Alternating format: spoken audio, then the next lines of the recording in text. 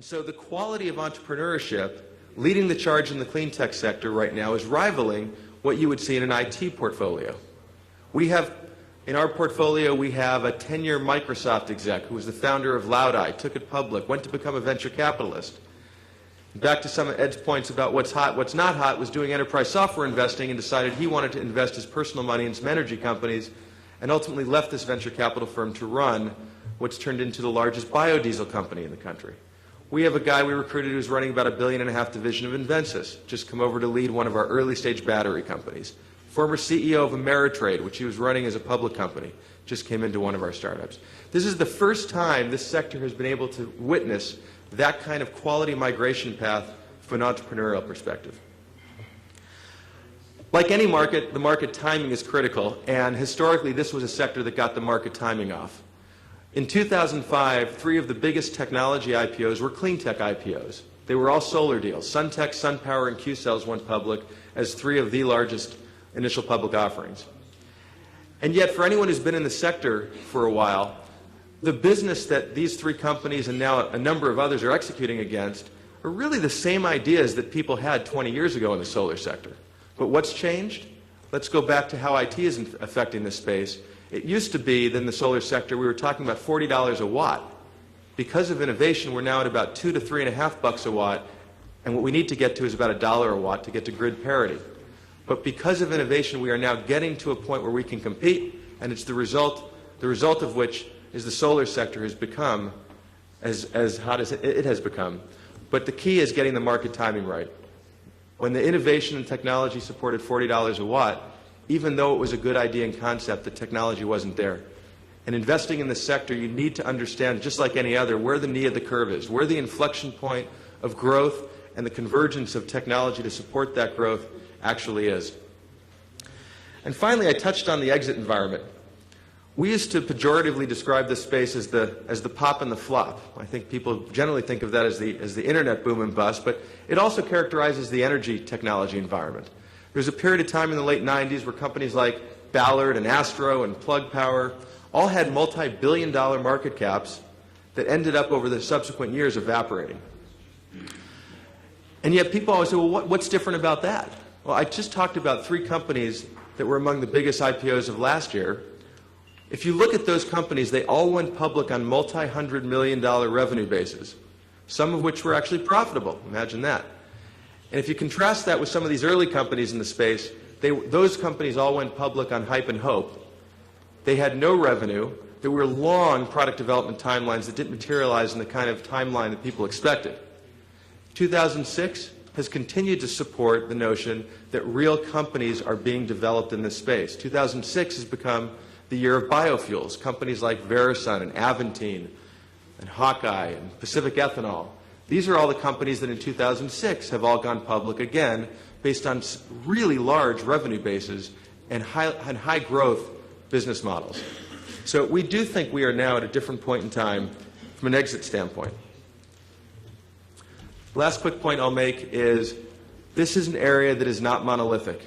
This is not just about energy. It is about water technology and advanced materials. In our portfolio, we have companies that do software, hardware, services, combinations thereof. We have companies in the coal area, in the biodiesel area, in the software for the grid area, in the battery space, in the water space. And so to invest in the sector, perhaps unlike IT, where there's a concentration of resources in the CIO's office, in this space, the challenge and the opportunity is simply the breadth and diversity of areas that one needs to focus on and cultivate relationships. So we do feel good about what we're doing for the environment when we go to bed at night, but as you've heard from this presentation, the driving thesis behind our excitement in the clean tech space is really about the economic opportunity. Thanks for the time. Look forward to Q&A.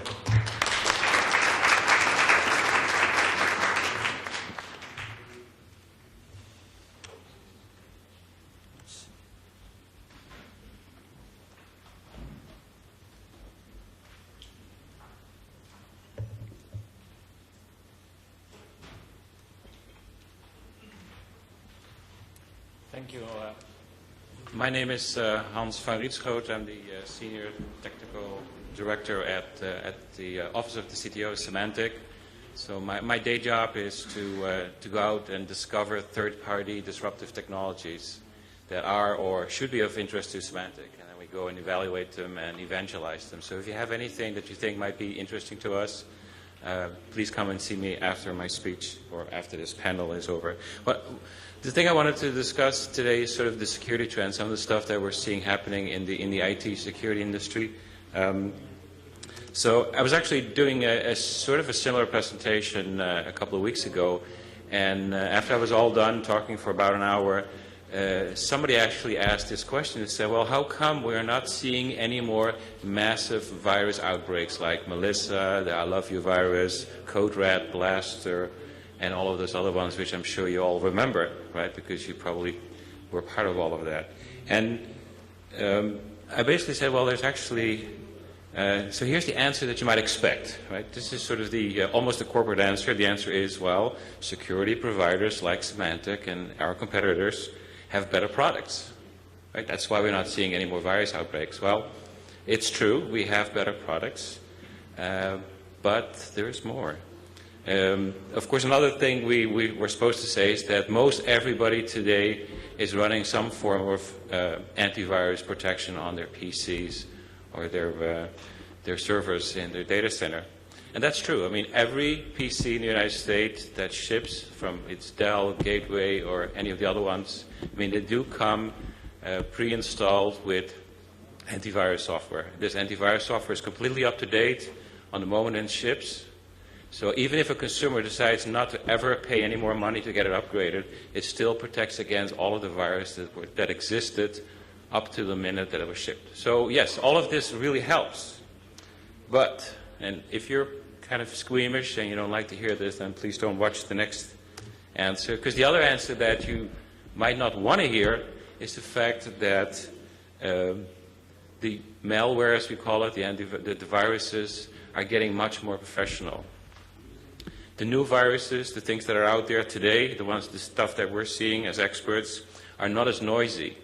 You as a consumer will not be able to tell there's a virus on your PC. In the old viruses, it was easy to see. You know, you just, something would happen, something strange, and you'd go, oh dear, I have a virus, I better do something about it. Today's viruses do not work that way. They're better behaved in that aspect.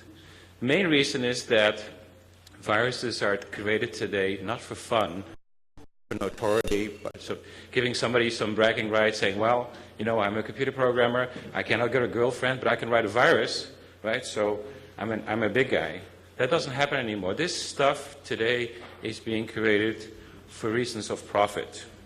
So, and what they're trying to do is not to go out and destroy your individual PC on the consumer's desk, because there's no profit in that. I mean, where's the profit in destroying somebody's PC? What they're trying to do is to use a little bit of the consumer PC to destroy others. So one example is they will sit there quietly on your PC, not making any noise so you don't detect them. They don't, take your system down or anything. And they will try to salami slice you financially. I mean, if you're typing in your credit card information because, you're buying something online, they might watch your credit card number and your name and address, and they might just take that information and make a little booking on your credit card. Now, if there's like $1.25 on your credit card statement that you don't recognize, you're probably not going to worry about it because maybe it was the cup of coffee that you forgot that you bought or something.